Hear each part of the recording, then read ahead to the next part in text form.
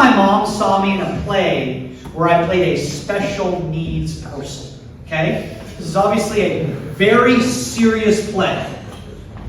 After the play's over, she comes running into the room and goes, Michael! Michael!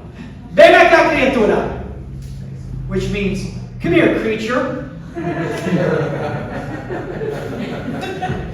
Michael, this role, this is your thing.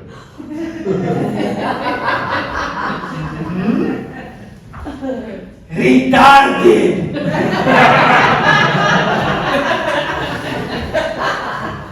Michael, you are so good at being retarded. Michael, no me digas. It's as if you are a retard.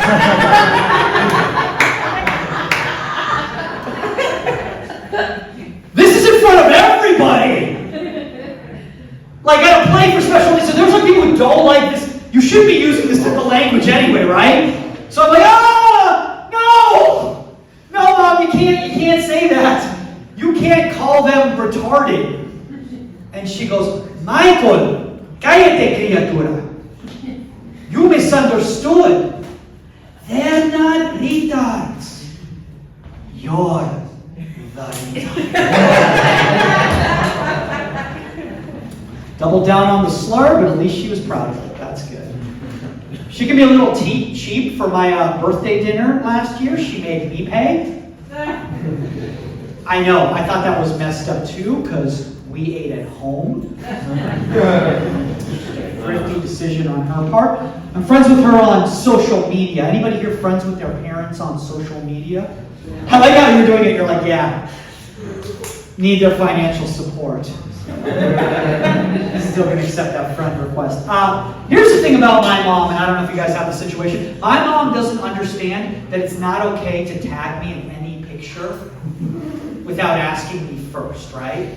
My mom tagged me in a picture on Facebook after I'd had surgery. I'm in a hospital bed, right? With an IV hanging from my arm. There's a bedpan next to me. And I'm like, Mom, you have to take this picture. I'm literally like this in the picture. And my mom is in the picture like this. And I'm like, Mom, you have to take this picture down. It's not flattering. And she goes, no, Michael, I cannot. This picture is very flattering. I look amazing. That became her profile picture. My mom does not know how to crop a picture. So for 6 months, her profile picture was her like this, and what looks like me photobombing passed out in the hospital bed right behind her. The craziest thing too is like my mom tries to be very supportive.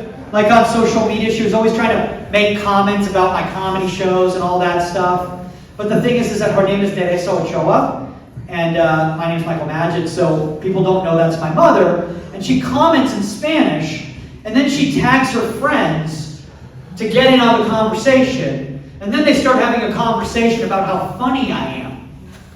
So people are just like, dude, your demo's like middle-aged Latin women. Like,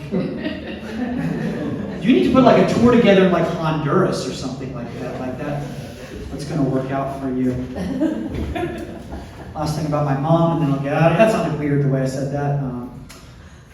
My sister recently had a breast augmentation, breast reduction. I probably shouldn't say that on stage. I think I'll get canceled by my family. But she did. And my mom calls me after and she goes, Michael, did you hear about Laura?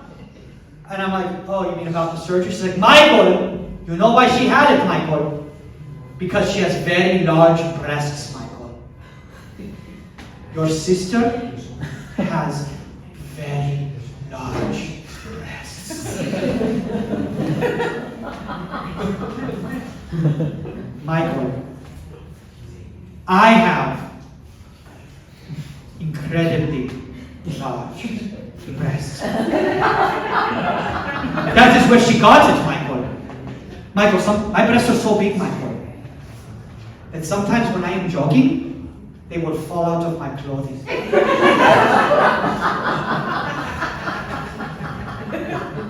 You know why, Michael? Your grandmother has the biggest breasts.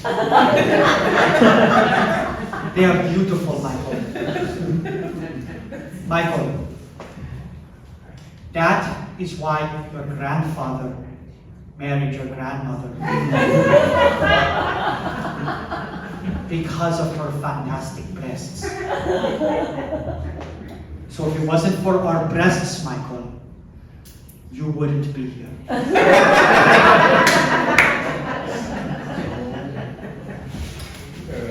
So I reported my mom to HR. That's what happened right there. Oh, I thought there was going to be a laugh there, maybe not. Last thing then. Jesus Christ. Oh, I'll finish on this and then I'm out of here. I have a tiny head. You can just look at it, notice how small it is. That's the response most people give when you have a head the size of a Cocker Spaniel. The thing that sucks about having a tiny head is that it's really difficult to find a hat that fits you, right? Okay? I will give you a perfect example. During the pandemic, I stayed with my father. And one morning I woke up and he was like, Michael, I know how hard it is for you to find a hat. So I went on Amazon and I finally found a hat that's perfect for you. Here it is. And he hands it to me, right? And it has Disney characters all over it. And I'm like, Dad, is this a children's hat? And he goes, no! Jesus, Michael, I would never insult you like that. It's for dogs. It was for a medium-sized dog. And that's how I found out that I have a head the size of a Cocker Spaniel.